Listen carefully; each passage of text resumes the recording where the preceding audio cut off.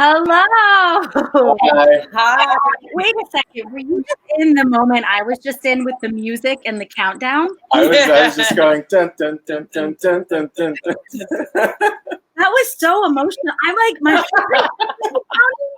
I was going through so many things. Like, is this what Jimmy Fallon feels like? Kind of at Epcot, like in a tunnel, like with the stars. Oh my God. Oh my God, my heart is racing. Hi, everybody. I don't even know where to look. I'm Jessica Almasy. This is Out of an Abundance of Caution. Hope I'm not echoing. I am your host, mediator, moderator, facilitator person today with two incredible artists who completely pioneered for me and a bunch of other really fortunate people the experience of live theater this past weekend in New York City. So my pronouns are she, her. I'm broadcasting from the Jersey Shore, and I'll turn it over to our two incredible guests to introduce themselves. I'll start. Hi, my name is Camilo Vasquez, he, him, a writer, theater artist, filmmaker, coyote. You love that one. Yeah. My name is Ellpetha Tsivicos. She, her. I am a director, theater maker, performer, filmmaker, stylist, singer. Awesome. Not coyote. Not coyote. Not a coyote. Beautiful. So I don't want to take for granted that folks know what you just did. I want to say congratulations, and then I'd love for you to say a little bit about what you just did this weekend. How would you describe the event to someone that didn't get to go to it? What did we just do? We had a play. We did a socially distanced outdoor theater performance called Quince about a queer Chicana on the eve of her quinceañera. And we staged it in an incredible community garden.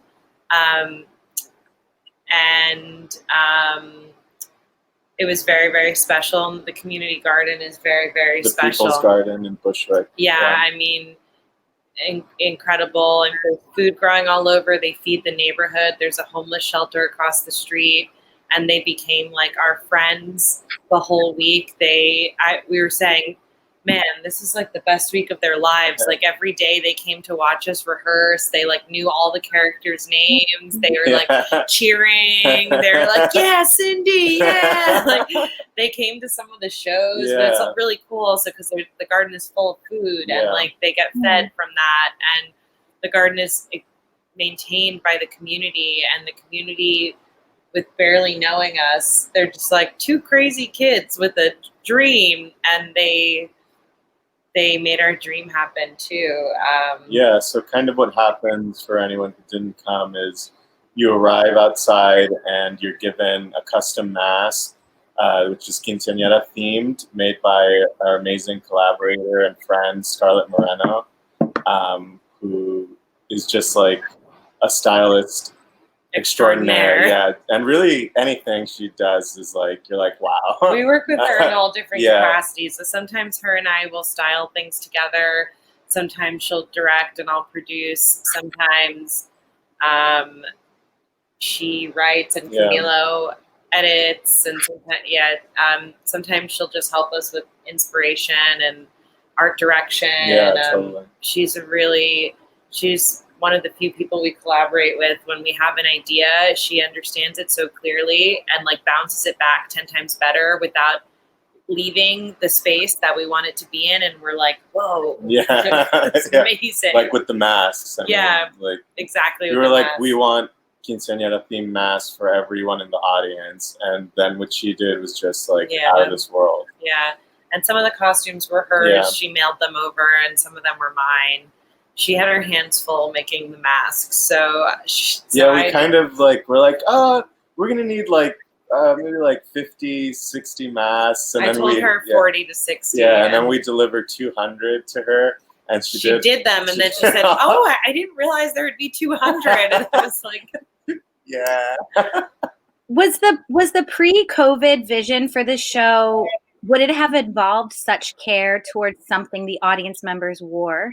Was that always a part of the vision, that you would get some sort of costume piece? You would get something always, because at at least the ethnic events Camilo and I attended in our lives, you get we call it a buboniera in Greek. I don't know. It's like a you get a thing. You get a thing always, and they're always really funny. So we had planned on doing that. And then we were like, great, it'll be masks. But, before that, I don't know what it could have been. Something that smelled good, like, a cross or something like funny. An ashtray. I don't know. You get a bunch of funny things always. They're like, what I think people do that still. Wedding favors or something. Sure. Or it makes me think of like proms, where you would get like a champagne flute from your prom, like at least in New Jersey. You get like weird gifts, and it's like, you're not supposed to be drinking. Why are you giving me like a or cider? Like underage, like. But yeah, no, that part was like really emotional. I almost can't imagine the project without the masks. And just for those who weren't there, like there was a variation, and there's like sort of this big dressing moment, like in the climactic moment of entering the actual event, that also is like super. Oh, is he getting a mask for us? Yeah. I forgot to bring mine. I was going to put mine on too. But it was like really, it's so interesting how porous, like how your piece really shifted with like the time we were in, and also like really felt served by it in a way. Like, yeah, I mean, it didn't take us out of the show, It was. I'll talk about that as soon as Camilo makes his appearance. There we go. Right? Isn't this amazing, everybody? So I think that like something that's been taking me out of life is COVID. Like it took us like all out of our lives, but really our lives never stopped. And so it was like all the art in the world stopped too, and we could all enjoy like reruns of our favorite sitcoms, but it's like very hard. It's been very hard to suspend disbelief artistically in so many ways, I think. And so for this show, when I wouldn't have done it, and I wouldn't have wanted to direct it if it was going to feel like sterile, like pulling back and forth between like COVID safety and the story. And it was really serendipitous that the story and the way that we had wanted to do it in an immersive manner actually lent itself to the situation. And the thing that, the whole time I was like, and even in the wording that we put out, I was like, I want it to be clear that all of the COVID precautions have been integrated into the story. Mm-hmm. And the masks were just another way to, one, really bring us all together. Like you turn around and we've created a group, an ensemble. We're really big on community work and like creating ensembles and creating groups. And I think just sitting in the audience and looking around and seeing everyone having this piece of costume or whatever, it became a costume element instead of like, we're all scared we're going to die from this mysterious disease. It was like, oh, we're all the same right now in some ways, and we all look so fun. And then we're all at this party, and it's like similar when you go to like an event, everyone gets dressed up and you're all in formal wear. So it was just like bringing everyone into it in that way. And I think it was like kind of disarming in a way, like kind of like we're not trying to pretend what's happening isn't happening, but we just want to like take it down a notch by taking it up a notch with colors and like excessive fringe and whatnot. So it was just kind of like another way to create a group when we're all like I think this is something to do with being an Aquarius. I read a meme the other day. It was like something about needing people, but just because like you love the energy of people. We're both Aquarians, but he doesn't like people that much. That's true. But I love people. But it's a real mind fuck to be afraid of other people when the thing you love about life is other people. Mhm. You know, I love bad people and good people. Like, I love to observe people. I have like great friends and flaky friends, and I love them all because they all have something, you know, everyone has something, you know. And I think that was really hard for me. I think I've talked to you, Jess, about it specifically, about like this idea of becoming kind of agoraphobic, and we're all like became agoraphobic. We're like, I love you, but don't come near me, you know, and you're like, but I need you, but don't look at me because then you know, and so it's like, how do you have a theater show where you're celebrating life, where everyone's not like terrified of each other, which obviously we didn't do this a month ago or 2 months ago. We didn't want to, but everyone goes out to eat now, and we're kind of scared of going out to eat, like because you're taking off your mask and you're kind of just sitting and outside. spitting on each other's faces for like 2 hours, you know, and then you've got neighbors around you, and you're all spitting on each other just for the sake of food. And I was like, well, if I'm going to risk my life for something, it's not going to be food, because I make delicious food at home, and you know, sitting in the garden, you don't take your mask off, and you don't talk to your neighbors, and you don't, you know, do anything like that. So it's like, in terms of like what is safe right now, it's totally safe. And I felt like Allie, the producing director of the team, she came to the dress rehearsal. Well, she came to all the shows, but after the dress rehearsal, she was like, I think this is a public service. She's like, I haven't been around people in so long, like I'm getting emotional just being in a space with other people. And I thought, yeah, I mean, even just having the rehearsal process was so nice. Like, we knew some of the cast members, but most of them we didn't, and working with them and like rehearsing and training with them and doing exercises with them was so rewarding and so exciting. And then like, oh, we can still do this. It's just like slightly different, but when do you ever put on a play? I mean, we're not artists where we're like, I want a 20-foot gold statue and we get it. It's like, I've never wanted that, but now I do. And I just said it, but you know, it's just a whole different form of adapting or modifying, which like, I guess as like independent artists, we've never had a time where we didn't have to like do that. So it was just like a big thing in control of how to modify, but ended up it just served, it worked with the whole thing. I mean, the only thing I'd say is like, I would want to feed people, you know, and I couldn't feed people. I want people to be able to drink. I would have like a full bar. I mean, not a full bar, but a bar. Like if you're at a quinceañera, you could get up and go to the bar. I would want people to dance with each other. I mean, those three things we couldn't do. And I mean, we probably could have maybe had drinks, but it just like was too much. It was like, you know, risk versus reward. And it's like, we can tell a story without that. And it just adds too much danger. So. I think that's super healthy though, because like, it feels like it wouldn't have been useful to jump. We couldn't have jumped to that from where we've all been. Right. So, and I know the piece is still like, is something that could evolve or could continue. It is a workshop. This is a thing. Everyone, but we don't do like I didn't have a first word. I had a first sentence. I like just turned to my mom and I said, "Mom, could I please have some milk?" So that's kind of how I work. Like a workshop for us isn't like everyone sit in a circle and read from this script. It's like, let me paint a painting, and then next time when I do it, the canvas can be twice as large and I'll have 3 times as long. Or for us, we would love to develop like the grandmother's costume was, you know, this incredible paper mache mask that our friend who's helped us with the scenic design and the props made. And my mom made the hat that the actor Jimena was wearing.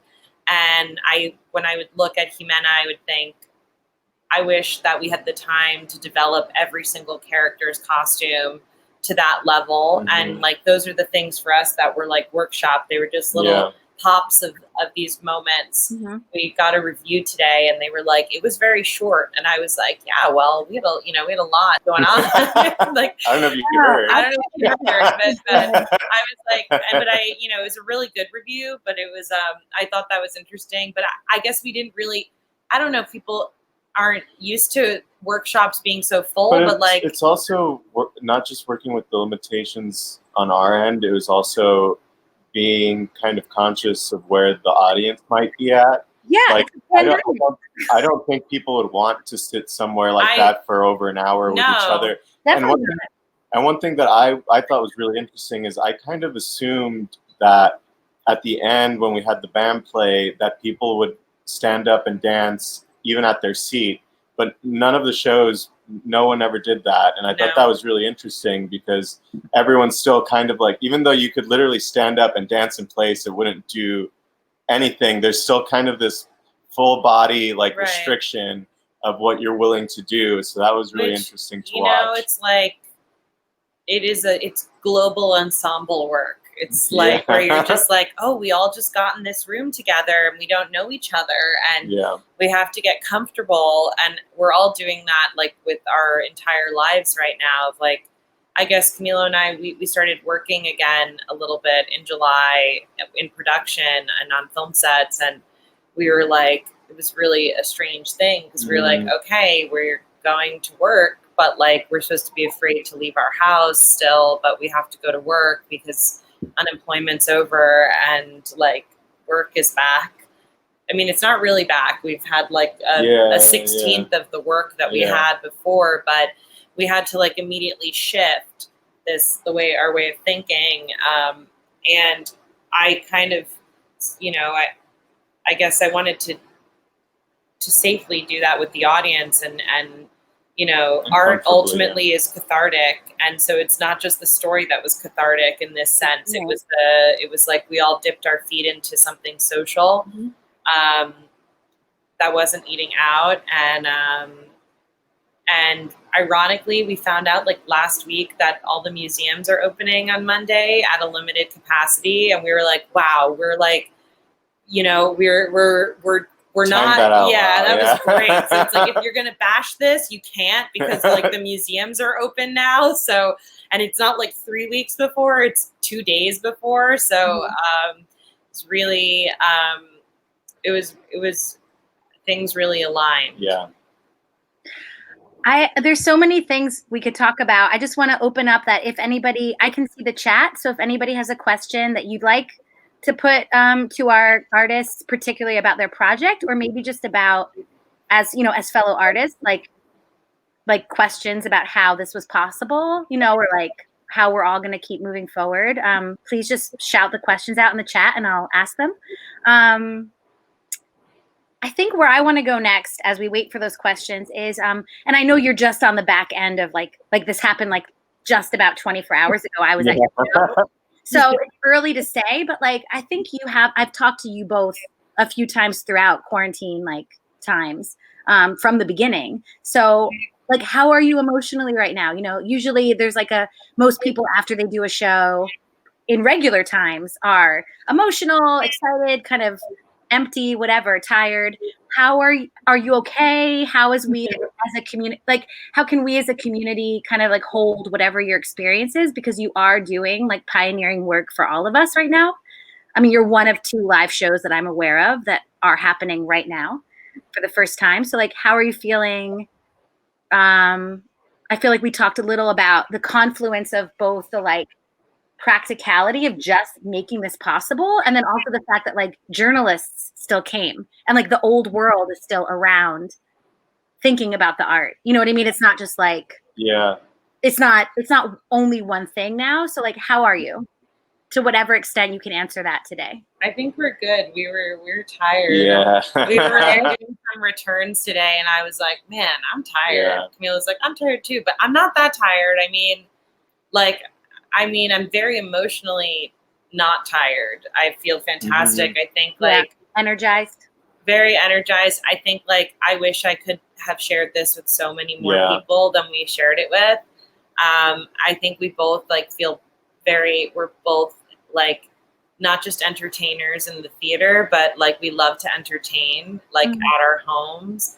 I don't know if you entertain a lot, but my mom, like always, we were just like, all the family things were at our house, and like it would be 5 people and then it would be 45 people. And I think that like we both feel really sad that we didn't get to share it with more people. And like we were like striking last night, and like the performers, we didn't ask them to stay for strike, and they were like, "What can we do?" And we were like, "You want to help us?"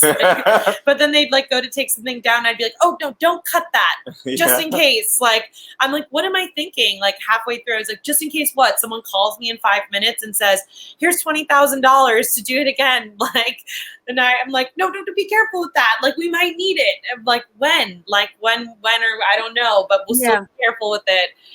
But like there were a lot of people that didn't get to see it.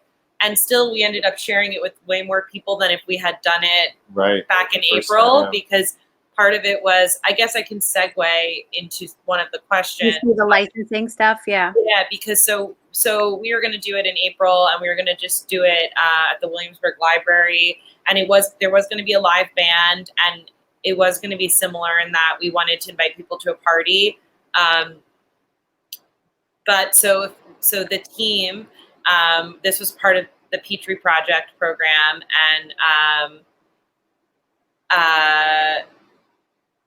let's see. Oh, the old world is judging. I was reading that comment too. I'm like, I don't know if I'm keeping up with that. She was there. I don't know if she already said something about it. Yeah. Anyway, so we were gonna do it in a room, and then when we thought of doing it, the Petrie Projects and the team. So we. Oh yeah, do you want to tell people a little bit about? Yeah. What it is? So we applied to be a part of the Petrie Projects back in October. Yeah, and it was just, it's exactly what it sounds like, an opportunity to experiment some of your own work. and man, we really stretched the hell out of that opportunity. We're like, oh, it's just like this just keeps getting bigger and bigger. I love that, because like as a team founder, that's the spirit of the team, is like, treat it like it's the only time you're ever going to do it. And we got that feeling from everyone at the team the whole time. I mean, we never stopped having meetings throughout this whole quarantine about like the show. When we were still planning it up to when we had to cancel it for April, we're like, okay, let's set a time to have a meeting about it in 2 weeks, and then we'd cancel it again, and we'd have meetings, and every time we did that, the idea just developed more.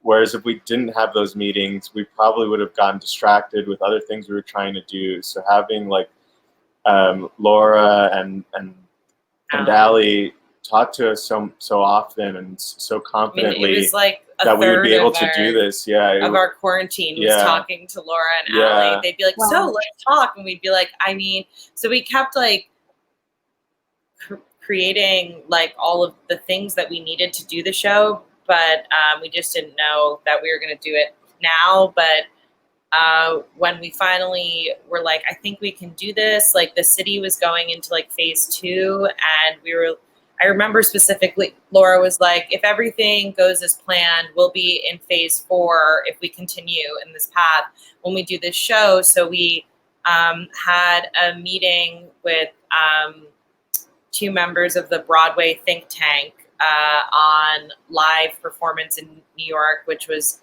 Matt Ross. Oh yeah, he's our press. Matt Ross and Rachel Chavkin, and they're both on this think tank. Which they're consulting with the mayor's office. And then like Matt also was like talking with the sports people of how to start sports up. And they were, going back and forth. And we kind of went through our whole idea with them, and just like, that was the thing. Yeah. And Matt was also part of the reason we got to share it with so many people, because he was like, well, to keep the audiences small, you could cycle through a few shows. I think Laura and Allie were like, no, we're like, oh, okay, yeah. But it's true. Like we got to have double the audience because we cycled through 2 shows. in a night. And that was part of our efforts to keep the audience really small, but might have been why we got to share it with 90 people instead of maybe 60. Yeah. Because you did a 2-day. Because we did 2 shows a day. Yeah. Oh, so it was like they encouraged you to keep it smaller amount of days, but you could do. No, we were just going to do 2 shows. I think we were going to do 1 show, honestly. Yeah. That's and Matt was like, oh, well, to keep the audience small, you could do 2 shows in a night. And I was like, especially since it's a short show. And I was like, oh, that seems like really upping the project. But then it actually was why we were able to do 2 shows in a night. So we had 2 audiences of 45. Yeah. At that point, we hadn't decided on the audience size or anything, but we were kind of just workshopping ways to do it.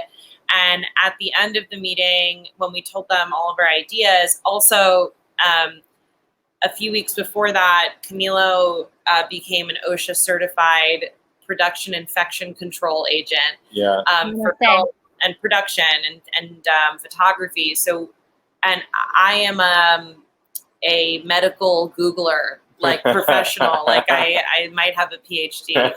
I'm not even kidding. I know too much. University. But I know I'm really into the body and like that medical stuff. So I read a lot about it, not quite in an unhealthy way, but I know more than I need to about a lot of illnesses. And so we're kind of, we both knew what was safe and what wasn't safe, but Matt was like, this is the first project that has been green lighted. Like this is the first time I've heard something that's actually doable. I mean, everything you've both said is completely doable. And then the question came of like, well, how far are the performers going to be from the audience? And then I think the assumption was that the cast was going to be unmasked, and we were like, no, we're keeping them masked. I was like no, it's a quinceañera that got canceled because of COVID. Like they're wearing masks, and then they were like, whoa, okay, that's fine. Like you guys figured it out. This is great, and they're both so excited about it, and they both also said like, I mean, you can't go see Hamilton where everyone's wearing a mask. I mean, you can maybe. It's just not something that can happen that quickly without you also being taken out of it, like in a way that kind of stinks, But I mean, we could go there. I know that they're doing like shields, or they did that. The Barrington stage did like a pod, right? A pod. But I think a lot of those things, like I didn't look deeply into those things, but I will just say offhand, it doesn't have anything to do with the story really. So I can see how it can be distracting in a performance to be like, they are all wearing shields, and especially of a show you've seen before without it. Yeah. It's interesting. Yeah. It makes me think though too of like ableism and just the idea, like it feels similar of just like, it's a health thing. So it's like, what if there was an actor who say is just immunocompromised, period. Right. There's no pandemic happening. There's just people who need special protection from other people's germs. Right. And like those people don't get to move in the world, never mind make art, because they need to have their oxygen tank or a mask on. And I think this is a great, like the thing you said earlier about we put the masks on as a way of being together and moving forward, not as a way of being scared and hiding, like in your audience. So I just think I hear you and I agree. Like it's different. Like this is why new work is so important. This is why devised work is like social always, because you're dealing with like what the community really is. And you're creating your piece in conversation with that. So yeah, Hamilton wasn't built for that, but like also on the scale from what people are dealing with in this world right now, I think like aesthetically being kind of like, oh, bummed that they're all wearing masks. While Hamilton feels like very low on the, you know what I mean? Like problem list. It's like, wow, if I got to see people sing and like enjoy that art and all happen to have masks, like, it's like, it's again, it likens it to, oh, this person is in a wheelchair and you know, the character isn't necessarily like, well, unfortunately it's like, tragedies that I think enlighten us in so many ways. Like I mean, this whole political thing about masks, I'm just like, who fucking cares? It's a little piece of fabric. Just put it over your face. I don't care. Like, I don't care. It's like sunglasses. It's like just. Yeah, I'm like, what? It's an accessory. Like, I don't care. People are like, it stinks. I'm like, it's not forever. Just put it on your face. The more you wear it, the faster we get through it. I can't wait for winter because I feel like my face is going to be so warm and in a way that I've never experienced during the winter months. You have a wool, like a wool. Yeah, like a fur. I did. I will say when we started, when I started, because our phones are surveilling us at all times. When I started messaging deeply with Scarlett about the masks, I started getting these Instagram ads for these crazy, amazing masks, which kind of leads me to what you're saying. And it's not that Hamilton can't be done with face shields. Someone said this to us, I'm going to get the expression wrong, a large boat turns slowly and a small ship turns faster. So I saw these crazy masks that I got advertised, and they were like face shield masks, and they were embellished, completely embellished in this incredible way. You could totally see a Shakespeare production with the characters in these masks that are a knight, and then the knight stuff with all the silver chainmail goes. So it's totally possible, but it's not really about. Oh no, did we lose Jess? I'll do a 20-minute flute solo. I guess I could just keep talking. Okay, Jess is back. Okay. I was looking on my computer and I vanished. But I heard you the whole time. Okay. Yeah. So it was it's more how quickly can these really large productions shift to do it? When you were talking about people, the ableism, I'm a person with an oxygen tank. I'm if I was costuming that Broadway show, think of all the cool things you could do with it. And you could totally do it. But you'd have to, I think you should integrate it. I think it should be integrated. It shouldn't be there's this person with an oxygen tank, they have a full costume, and then they're going to drag their oxygen tank around. It should be incorporated. And I think it's not that all these other shows can't do something. It's that we're just a smaller ship, so we can turn faster. And we have to adapt. I think we all can adapt. Yeah. But right now, this sterileness of being we're going to put all these costumes on and then just have a visor, Yeah, and kind of the space that we did this in is all about adapting, I feel and the people there are just everything's fixed with what they have. They use what they have, and they make it amazing, they our I think Ellpetha, I don't know if we mentioned this to you just personally, but our power generator blew out for the first performance. You told me last night when I saw you after loadout as I was. It was really bad. It was so bad. The show started 25 minutes late, and this was for mics and stuff, right? Mics and lights. No, the generator controlled all the electric in the garden. Yeah, so lights, mics. I don't know what else is hooked up, but our dress rehearsal was amazing, except we had one member of the band plugged in instead of two members of the band plugged in. So the acoustic guitar being plugged in took it over the edge. Took it over the edge. And your generator or the garden's generator? The garden's generator. So then it shorted out. And then we had to use a much bigger generator, which was so loud. It just burn. And then on top of it, something happened with the soundboard, so only half of it was working. So we got the lights on, but the soundboard we could not get working. So some people's mics worked for 5 seconds, and so it wasn't even we're doing it all without mics. It was a loud word. Yeah. Oh, great. And our dress rehearsal was perfect, and that's what you get. That's what you get when you get a good dress rehearsal. I know, and I was I was talking to Rachel after the show, and as I was talking to her, I thought, oh my God, I haven't done theater in so long. I forgot. Bad dress rehearsal, good show. That's what they always say, but the reverse should have been prepared. Dress rehearsal is a bad show. But and it was rough. And we figured it out for the next show, how to get the mics back on. And then what was even better for the next day, when we showed up to the garden, Hernan, who is an older Puerto Rican guy who kind of runs the day-to-day of the garden. He's a wizard. Yeah, he just shows up. He was don't worry, I have an extension cord going into the neighbor's house. We're just going to plug the band into the neighbor's apartment.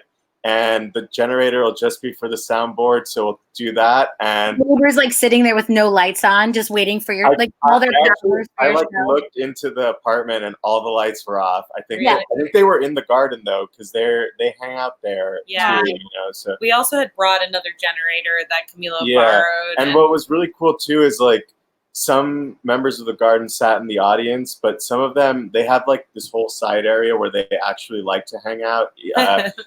They like, it's like a clubhouse. Yeah, he was telling me, he's like, we have, which is good info for anyone on here. He was like, we have an open rehearsal policy, which means that if any musicians want to come to use our space to rehearse, they should just come talk to me and make sure we have the day open. And anyone can rehearse here, bring your instruments, play.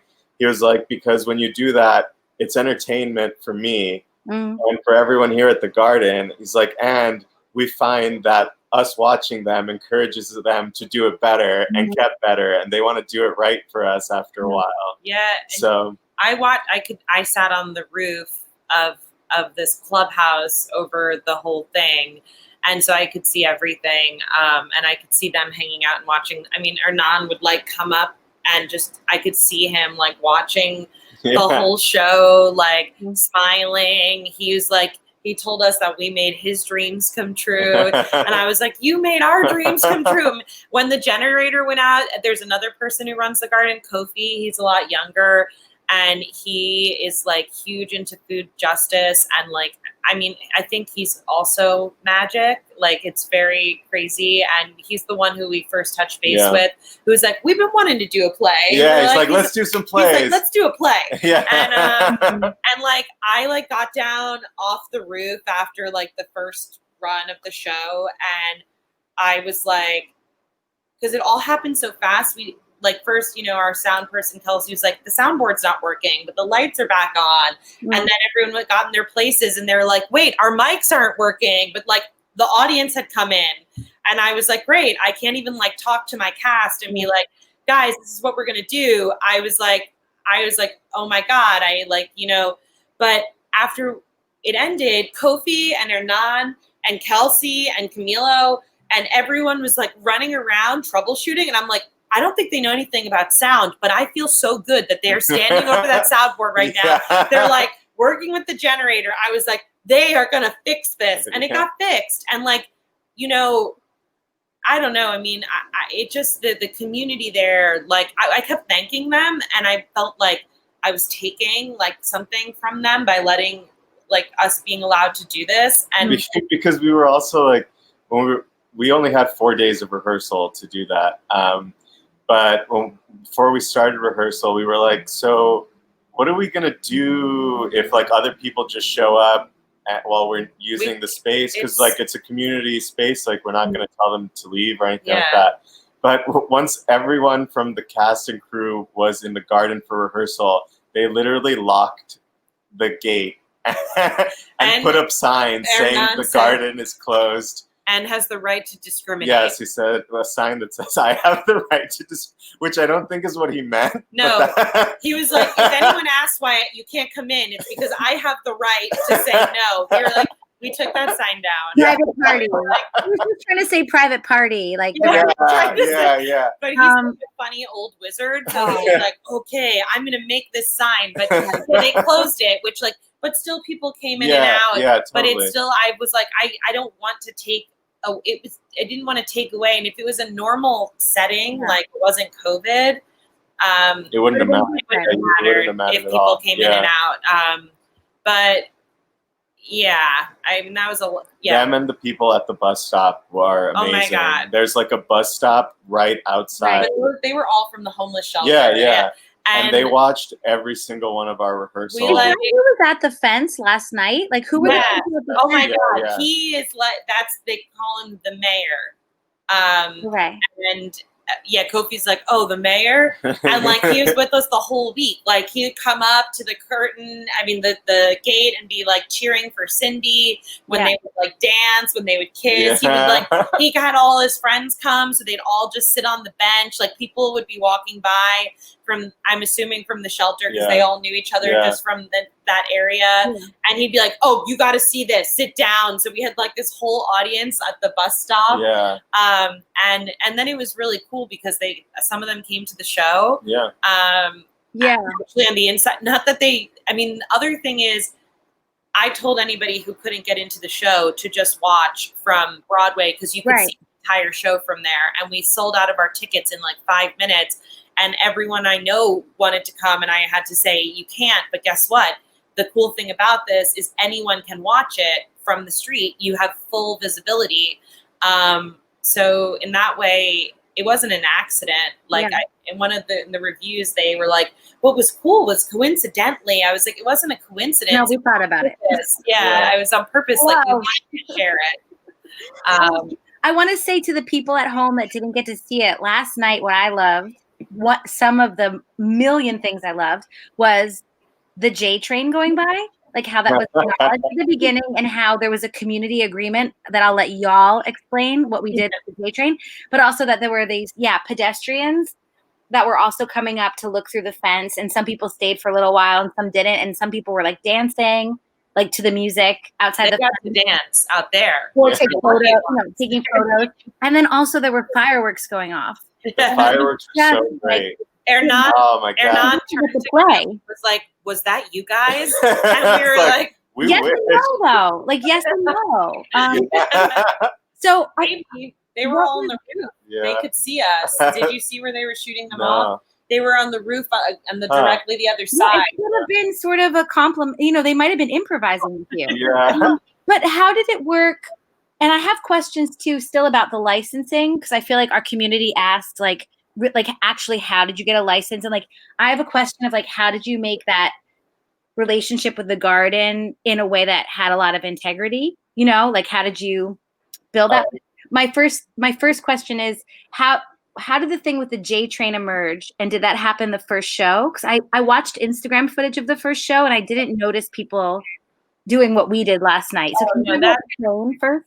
So this is about agreements. This is all these questions are about like, how did you come to a place of agreement in such a divisive time? So when we've always known the garden was on the J train. So when we were going to talk to them, it was really loud, and I just was like, okay, this has to be intentional. Whatever we do with the train has to be intentional. So I wish there was a more creative process. I just said, I'm going to make the audience applaud every time the train passes. I love that.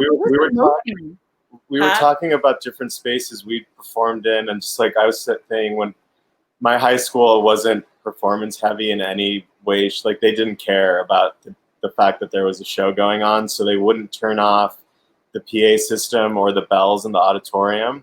So while we were doing a show, there would just be some announcement of something, and so we would just have to we would fill it with something, some gag or something, to acknowledge that like we're not just going to go through this. It's kind of the same thing with the masks, right? It's like as long well, and you're like, you're not going to pretend that the J train isn't passing. Like, you can't hear anything else but the train. Yeah, no expensive system. Yeah, sound system. There's no sound system in the world that's going to beat that. What I know, I guess, is like I really like crazy clothing, and like I just know that anything you do intentionally seems intentional, and anything that seems accidental doesn't come off as intentional. And it's something I would say to the cast too at all times. And so I told them, we had like, okay, the one inspo for the clapping, do you know that theater game where it's like anytime Jess goes like this, you have to go like this?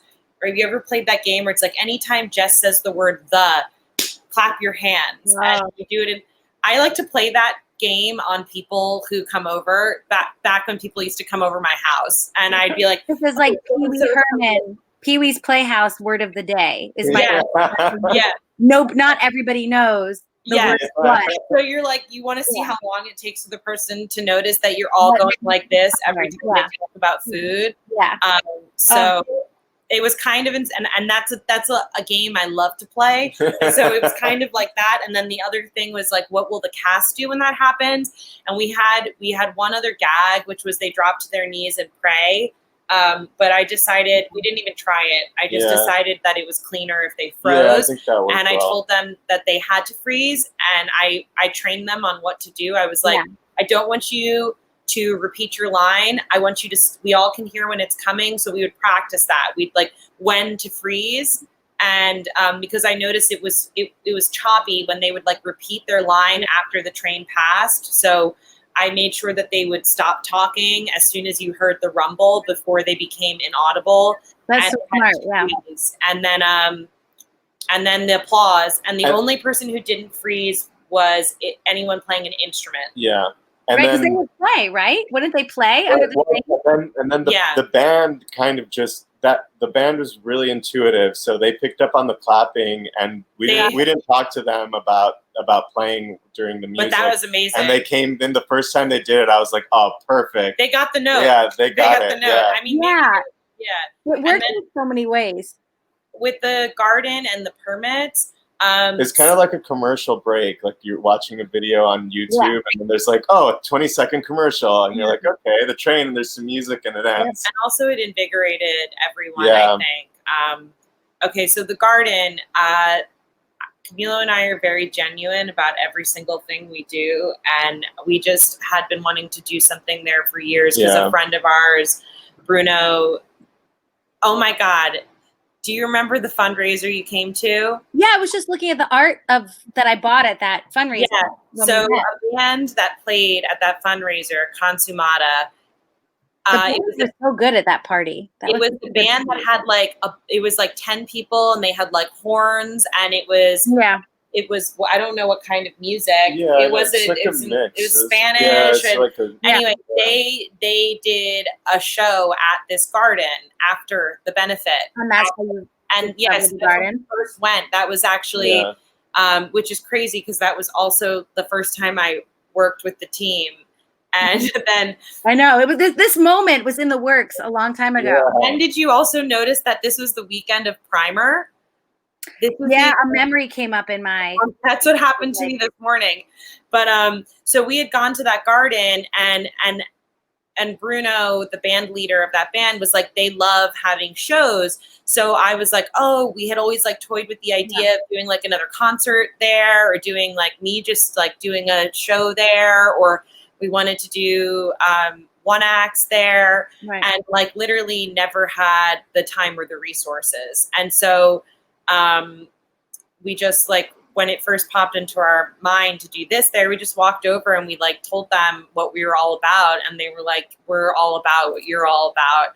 And they were just into it as mutually. I mean, I think a lot inclusive. of the things that they were planning to do this summer were obviously also kind of canceled. So just like the fact that someone was reaching out, they were like, yeah, come do this, please. Like, I was like, wow, that went really well. Also, all of their summer things were canceled, and it was right when the city was reopening that we walked over and just toyed with the idea.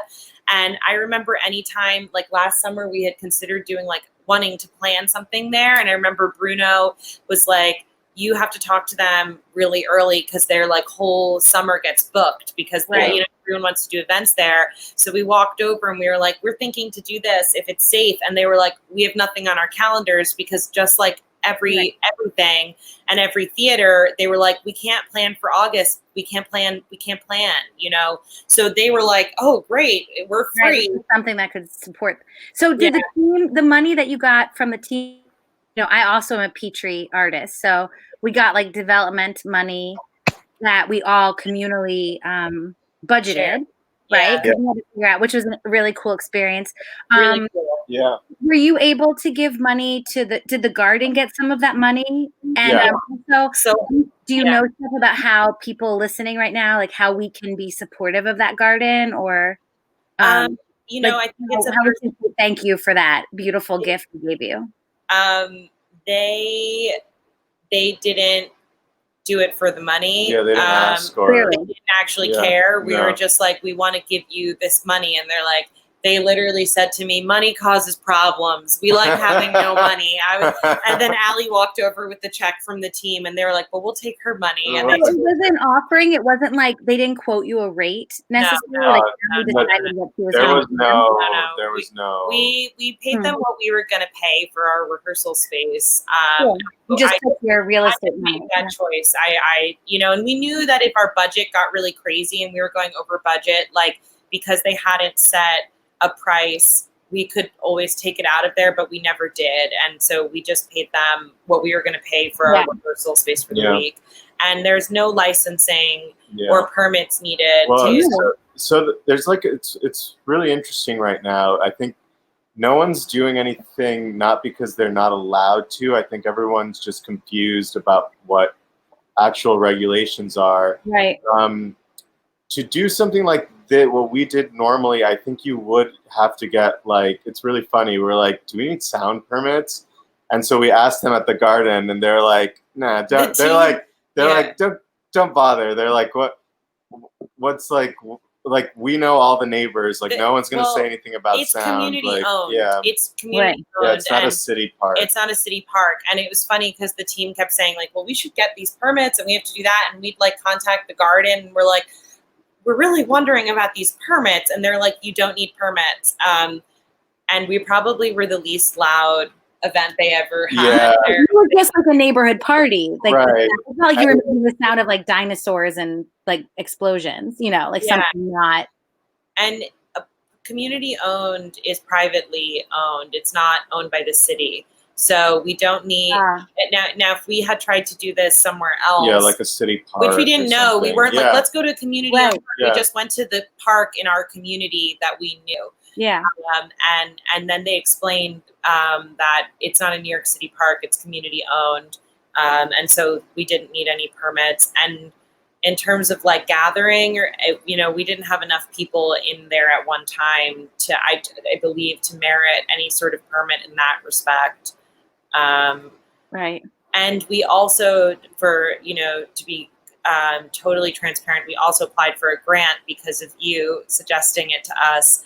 And we got that grant, and the Venturous Theater Fund. And I think Lauren I feel like Lauren, who's running tech right now, I think Lauren sent it to me, and then I was like, for this show, and then I sent it to you because we didn't apply. So I was like, I'll pick one person or one group to recommend this to that I think really. But what was so crazy is it was specific. Thank you, Lauren. Yeah, specifically said cannot be on video, needed to be live. Right. And it was kind of like they were like, it's like we were ahead of the curve, but they were really ahead of the curve because they were like, we are an institution willing to fund live theater right now. Right. I think specifically in New York. I think there was.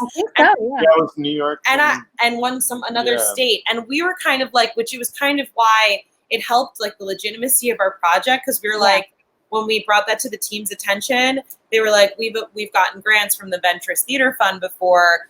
And I'm like, and look, they're telling us like to do theater now. It's like literally for now. Like you get the response in 2 weeks, and I'm sure they had that money because of changes of plans of other things, and everyone's moving money around. Which I think also the team also put more money forward for our PPE or for like our sanitation. Cool. They said after that meeting with the Broadway think tank. They were like, we just want you to know that we're committed to paying for the cleaning supplies and stuff like that, all the additional costs that are coming up because of COVID, which was like also, because I think they saw us like our eyes, like Matt's like, you'll need this, you'll need that. I was like, where do I get that money from? What am I getting away from? This is a one-person show now. Yeah. And having a party. Allie, like a boss, is just like, I just want to be clear that the team is committed to, and it wasn't like $1 million extra dollars, but I also think, I don't know exactly what is going on, but I know that a lot of things got canceled and postponed for the team because of COVID, as well as every other institution. and they, everyone's trying to figure out how to do and something. Yeah. we just happened, people are like, how did you plan this? I'm like, we just happened to be the project that was supposed to happen when the world stopped. Like it just was timed that way. But that is that, and we had a Kickstarter, but the Kickstarter we had before, it was our original budget after we had negotiated in the room with everyone in the Petrie projects of where we could cut back. We were like, okay, I think we need a couple thousand, we think $3,000 to really do, actually we were like, we'll do 1,400. And then Allie and Laura, who are like such good advocates, they were like, I don't think you should keep cutting yourself short. Like, I think you should try to do it for 3,000. And we did, and we got that money, but that was planned pre-COVID. So that wasn't really COVID money. It was like just to be able to pay for the costumes and like. Not for the extra precautions. Yeah. I want to ask some things because around 9, sometimes it's sort of a soft exit because, sometimes folks are at capacity. And I feel like this is an important question that came up earlier. Can you just really briefly can you just get into when you say this Broadway think tank greenlit your project? I have a lot of questions. It's like, I'm not making Broadway art. So I'm like, why is the Broadway think tank, like, is it an advisory board? And then what does it mean to be greenlit? Like, does that just mean that they're going to take they think it's a good idea? Well, no, I think what it was is that we didn't meet with the entire think tank, but Matt and Rachel happened to be a part of it. And I think because of their obvious involvement with the team and founding of the team, they are also considering the liability of the team and making sure that their audience and their performers and their crews are safe. Right. So if they find it, along with what they've learned in this think tank, to be safe, then they can say it's okay for our company to move forward with this because we feel that it's following everything that we've been talking about. I don't know what the other end of it is. No. It's just, again, with serendipity that we happen to have gotten the Petrie Project money, and I'm sure a lot of the companies in the city have someone from the board of directors on this think tank, people who are, and the greenlit isn't like a form that he just was like, he said that word. I imagine in their actual sphere with like the mayor's office, there probably is like a form that like got greenlighted for their like $200 million live concert, but it was mostly just a favor for the team because they are both on the, I don't know, is Rachel on the board or? I'm not sure, but I think it's very likely that she's involved. Yeah. Okay, cool. So I'm thinking about people in the audience listening right now being like, well, maybe I want to try something before it gets cold. And I don't think they need the Broadway think tank. No, I think as long as you're in I think the key is like being in a privately owned space that's outdoors. And I mean, I think it's if you're taking precautions and you're not drawing attention in a negative way by doing things that could be dangerous to people. Like if we just had a giant group of maskless people, I'm pretty sure someone would have probably just called the police. Yeah, it would have been dangerous. The inspector and or also, something. I want to be clear that I think most of the press came specifically to be critical of our safety precautions. And I know that because the photographers specifically wanted to document the cleaning of the audience area in between shows. So I will say that if you are going to do a show right now, I urge you to prioritize safety. Because it is not something that we were like, we're wild and we just want to hang out with people. Like we didn't overlook it in any way. And as you saw, the way that the audience, the size of the audience, the way that the audience was lined up outside, the way that the audience entered the space to avoid clumping, the seating, the fact that we were talking about how like you can't sterilize a tree that someone touched as they walked past, like we were in an outdoor space, the hand sanitizer everywhere. We had 2 COVID safety officers there, which they were like ushers, but they were COVID safety officers. So I would say that you shouldn't do anything unless you can take all of the necessary precautions. Totally. And I would say that if you can be creative and find a way to integrate it into your work, which I do believe you can do, I think anyone can, I think it's a great thing to do. And I think, privately owned spaces, outdoors, talk to your community. Yeah. I mean, that just happened to be our community involved with this project. You know, like that was the people that we could talk to around it. And we also talked to many others in film.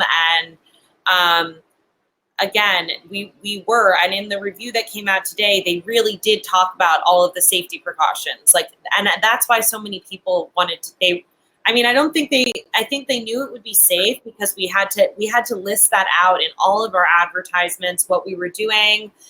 We had to make it clear that we weren't guaranteeing safety, but that we were taking all these precautions. It's all about due process and like making sure that you have a plan, which is something that the team, Laura and Allie, and what Matt suggested too, but Laura and Allie really, it was all just like, we have a plan. What's our plan? This is what we're doing. And you can't prevent someone really from getting COVID because, like, did they get it there? Did they get it 5 minutes before they walked in? Did they bring it but you can make a plan. We had contact tracing forms that were sent with reservations and then QR codes where you had to fill them out. So that takes you out of it. I'd say that wasn't part of the show, but there were like several, all fun and games aside, there were several precautions taken. And even in the style of the work too, the way that we worked with the ensemble of like, we would train, but we had space to be like running around, like we weren't jumping on each other. You know, so it's a lot of just common sense, but it's not like all willy-nilly. You have to have a plan. It really didn't take me out of it. Again, subjectivity, like totally honored, but like I find that like all this stuff is really waking up consent in a way, like to me, very similarly that the Me Too movement that was climaxing before, or that was like at its apex, like before this happened, just like it just starts to wake up a thing we were all totally, and then like experience. And then another thing we were really conscious of when we were like finding cast and crew, it's like if we explain an audience, if we explain the project to you and you say, well, I don't feel comfortable either being a part of it or being a part of the audience, then it's not our job to convince you. We can't. We don't want to. It's and we respect that you don't feel comfortable, and like that's totally fine. Cool. And that's what right now is about for everyone. You know, if you feel comfortable eating out, then you should eat out. And if you don't, you shouldn't. But then we also experience like the contradiction where there would be people who'd be like, I'm not really comfortable gathering. And then I'd see that they ate out every day. But it's not my job to be like, just so you know, eating out, you know, it's like boundaries. It's personal boundaries. Yeah. But we experienced that same thing in July with like the film stuff we were doing, or I was directing something and I was casting people.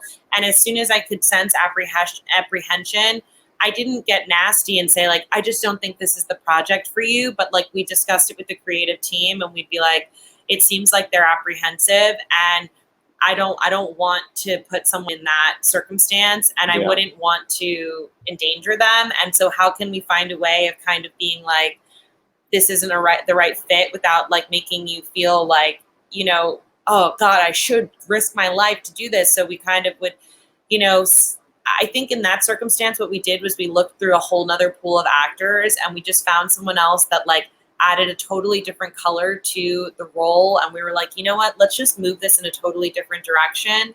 So it wasn't like, you know, you messed this up for yourself by not wanting to do this. It's like, it's all about comfort and consent. So, and if there's apprehension, it's... And going back to what Ellpetha said earlier about defining protocol of what you're doing, if you do something and you don't do that, I don't think people are really going to want to show up to whatever it is you're doing because you do have to explain that. Actually, we sent out an invitation just about like the creative part of it to a friend of mine. And it was before we had added all of the safety protocol into like the press release kind of thing.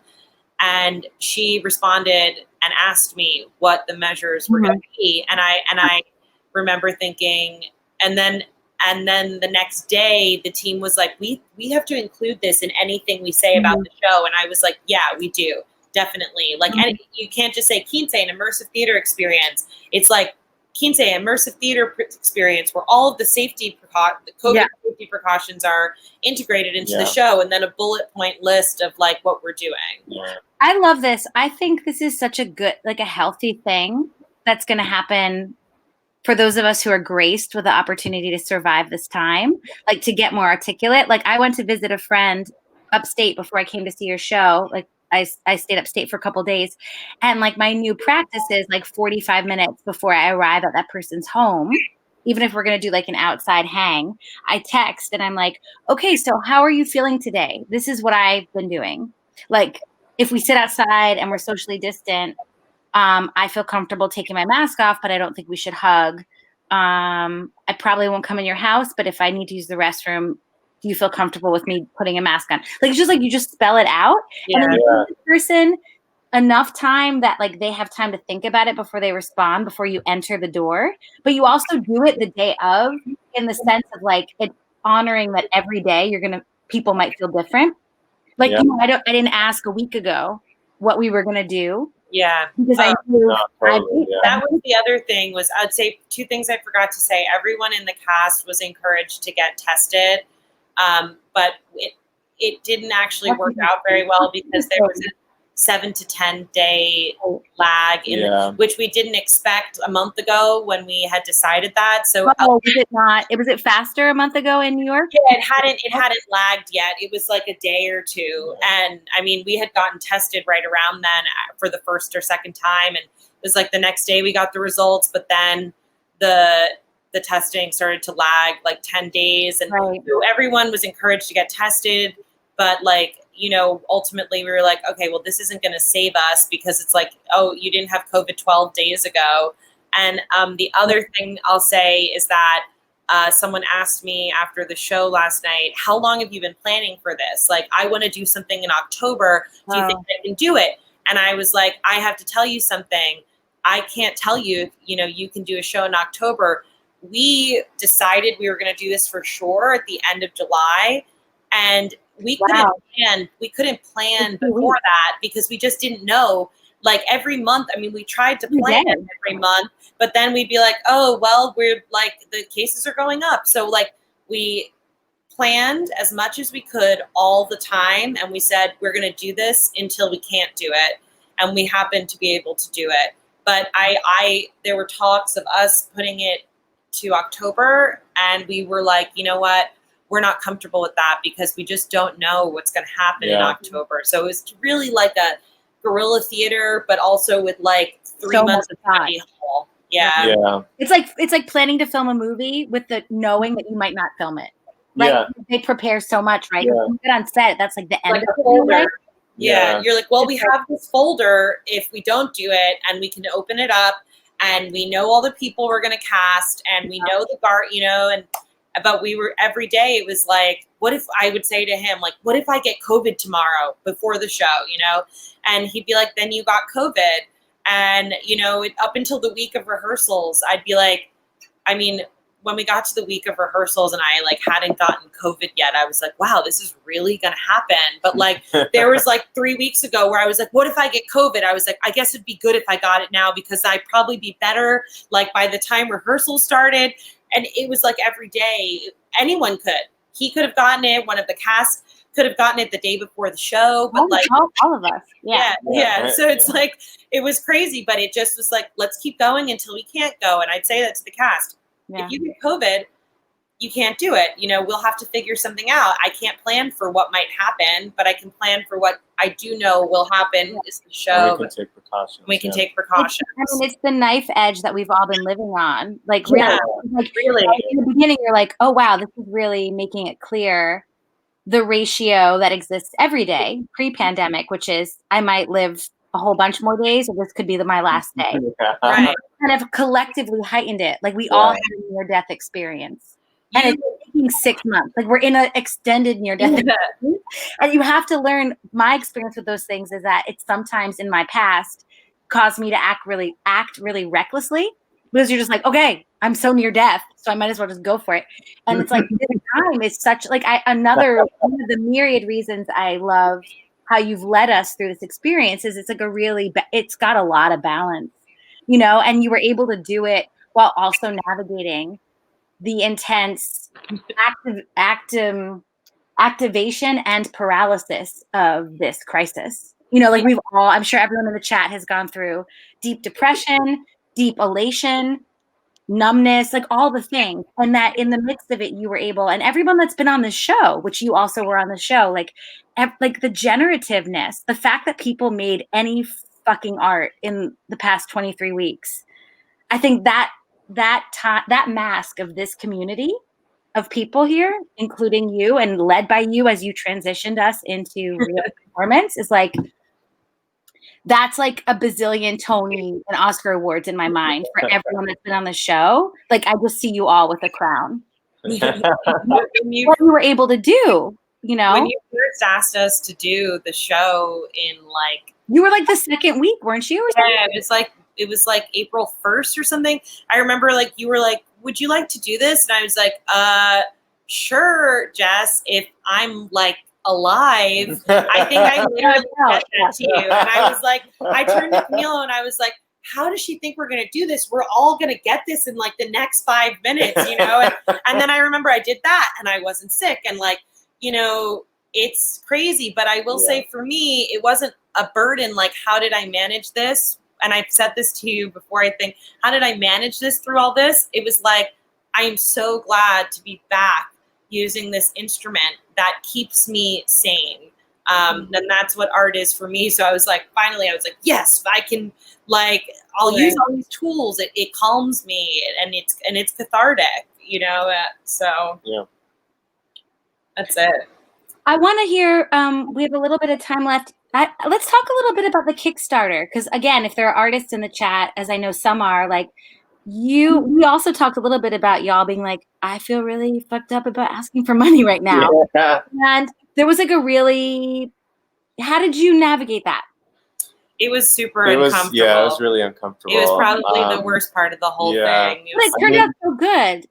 So can you talk about like how you decided when to, like, particularly I'm thinking about when I touched base with you about like, when should we like really, like, when should I let people know this Kickstarter is happening? Like, it was about timing. Yeah, it was unfortunately for us. I mean, first the Kickstarter launched the day the state of emergency was announced, which we had finished the Kickstarter and it takes like a week for them to approve it. So they approved it that day. And we were like, we absolutely cannot. I emailed Kickstarter and I was like, can you just freeze this like until we're ready? Like, you guys, come on. May 15th, most of the people we knew, we had started getting our unemployment money and like, which it took like 2.5 months, but we talked about that. Yeah. But like a lot of the people around us had gotten it too. And so things were, I mean, within all the instability started to become a little bit less scary. And we were like, okay, let's release this Kickstarter. It was like mid to late May. And then we were expecting the last 2 weeks would have been June 1st to June 15th, which was like not the best time to be asking for money. I mean, at all. It was like, it was just the last thing in the world that we wanted to be doing, and would have been, like, it wasn't even an option. It's not like we were like, should we still ask for money? It's so tone deaf. And so then we emailed Kickstarter again and asked them to please extend our deadline. Our deadline. And they were supportive? They were like, I learned something from this process, which is advocating for myself as an artist more. So I was like, we would like 4 additional weeks. And they were like, we like really specific. 2. Yeah. And I was like, okay, they gave us 2. So like mid-June, we started very like, well, we did personal asks in mid-June. Does that mean like individual emails, like that kind of thing? Like, his friends who had verbally said they wanted to support it. Yeah. And we were like, hey, like, and literally people who we were very close with, that we were like, we can't post this right now. It would be a massive disservice to the movement. But also we don't know what to do. And all of our friends were like, oh, I was, obviously planning on donating. And so they would do it. And then luckily that got us pretty close. And then by the end of June, we were only like maybe $1,000 away. And I know that you sent it to a few people, and we told you where we were at. We were like, this is like so awkward. Like, I did like, I'm only going to ask you to donate to one thing this year. So this is it. And I felt like that people heard me and they're like, okay, because they wanted to. It just was like a. The story, is about a bunch of, underrepresented people. I mean, it's a queer Mexican story. So people were like, oh, great, this is perfect. This is exactly what they want to say that they.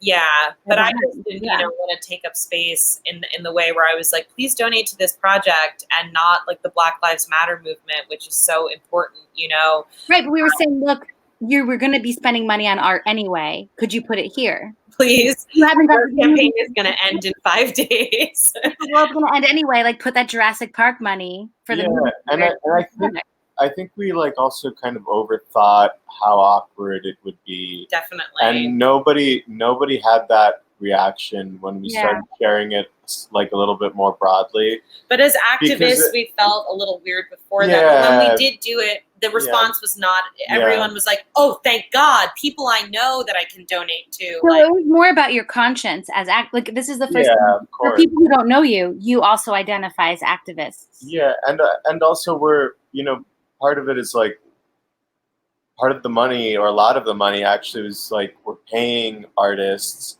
from these communities, from like these underrepresented communities. We're giving them a job at a time when unemployment is completely dried up. That's when it landed.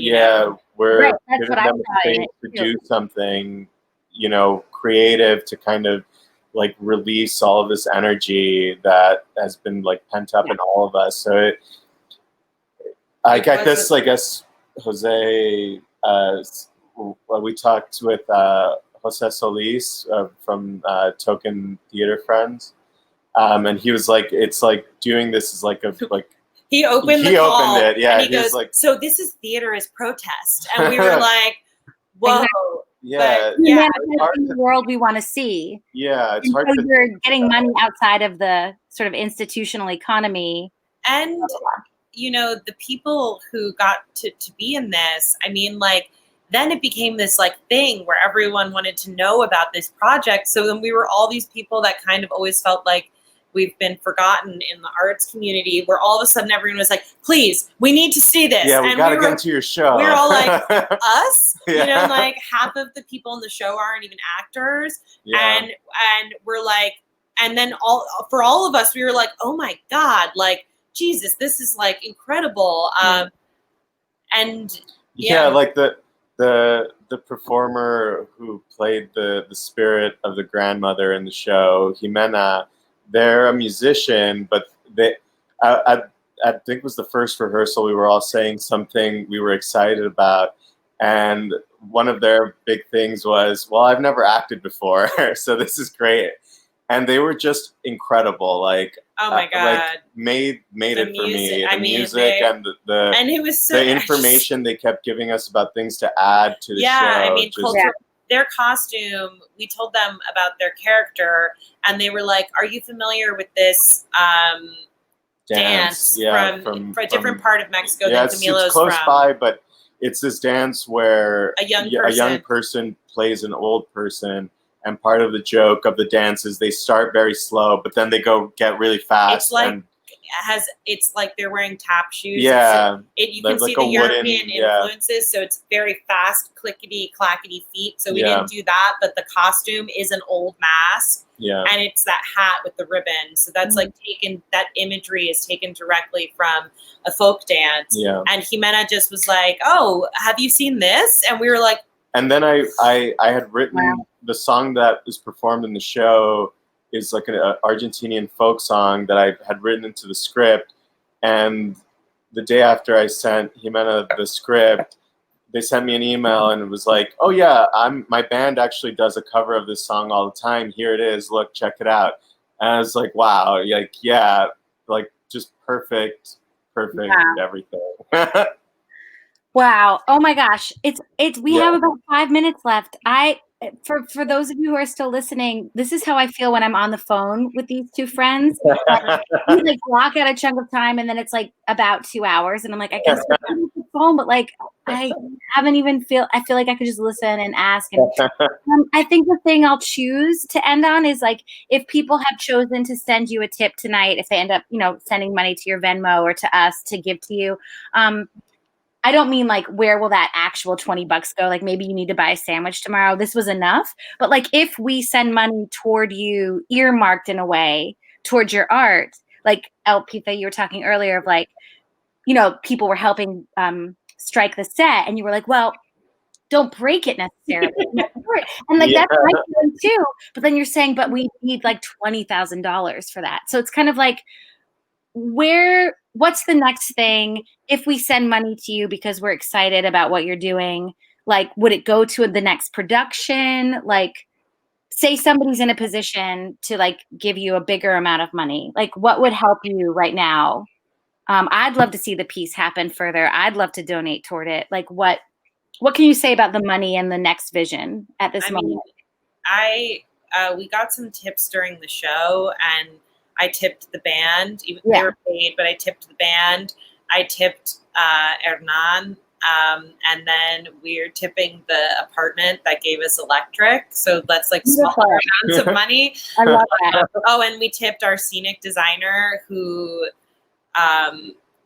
blew our mind. Yeah. They work at Double Edge Theater, so they're used to like. I was like, "Look at our tiny farm." Who's Hernan again? He's the caretaker of the garden, older man.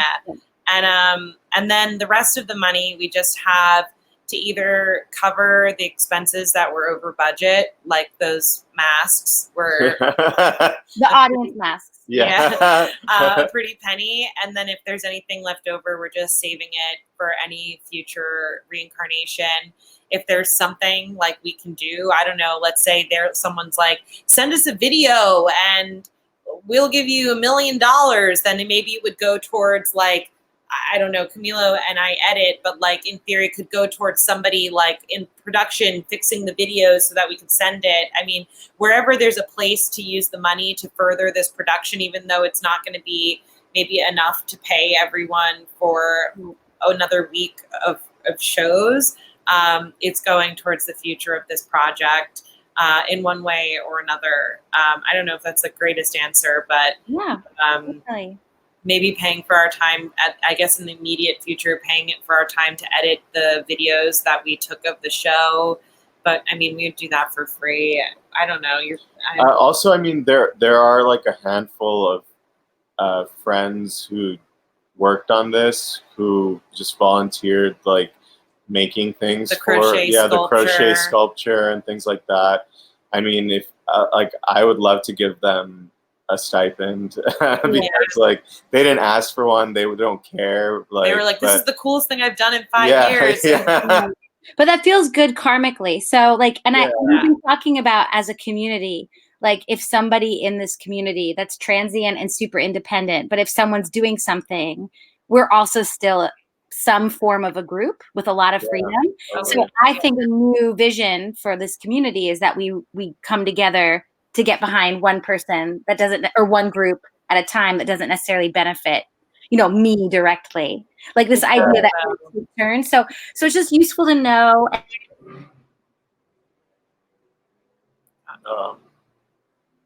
Should we freeze too?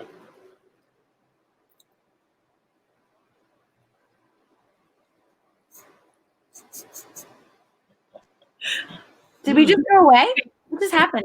You froze for us, so we froze. Yeah. Anyway, I have no idea who's here right now except us and Lauren. But I think thank you for being here, everybody. I could talk to these people for hours.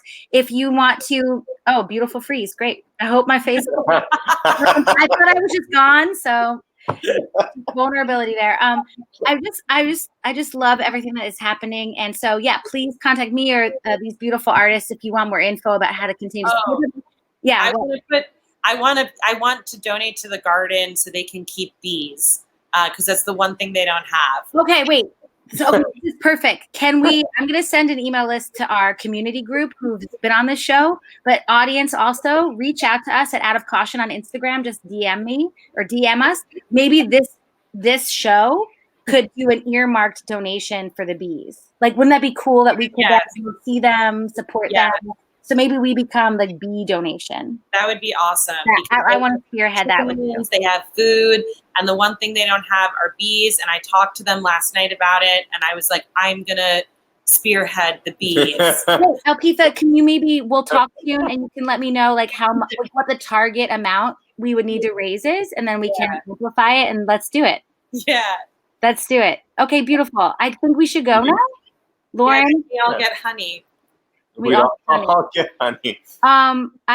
This was such a dream to be on this episode with you. Thank you for being here and for your leadership. I can't wait to see the next iteration. Thank you for everyone in the chat. And let's go buy a beehive. All right. Okay. Thank you. Bye. Bye. Bye, everybody.